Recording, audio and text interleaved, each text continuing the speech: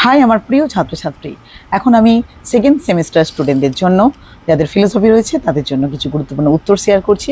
প্রথমে দেখো কর্মবাদ কি সেটা একটু আলোচনা করা হয়েছে, দেখে নেবে উত্তরটা, তোমাদের অনেকেরই কাজে লাগবে। এবং তারপরে সকাম আর নিষ্কাম কর্মের মধ্যে পার্থক্য। তো এখানে সকাম কর্মটা কি আলোচনা করা হয়েছে।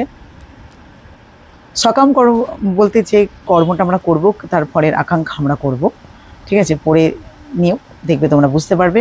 আর নিষ্কাম কর্ম বলতে কি, যে কর্মটা আমরা করব কিন্তু তার ফলের আকাঙ্ক্ষা আমরা করব না, ঠিক আছে। তো এই দুটো সকাম এবং নিষ্কাম কর্মের যে বিষয়টা যদি জানতে পারো তাহলে পার্থক্যটা তোমরা নিজেরাই লিখতে পারবে বানিয়ে। সেভাবেই তোমাদের সাথে উত্তরটা শেয়ার করছি। নেক্সট, এটার পরে আলোচনা করা হয়েছে যে গীতায় যে নিষ্কাম কর্মের কথা বলা হয়েছে তা আলোচনা করা হয়েছে। তো দেখে নাও তোমরা একটু ভালোভাবে।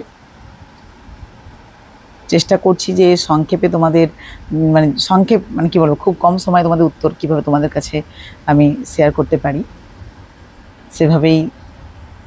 ভালো লাগলে অবশ্যই তোমরা লাইক কমেন্ট শেয়ার করো। সকলে খুব ভালো থেকো। আজকে বন্ধু, টাটা, বাই।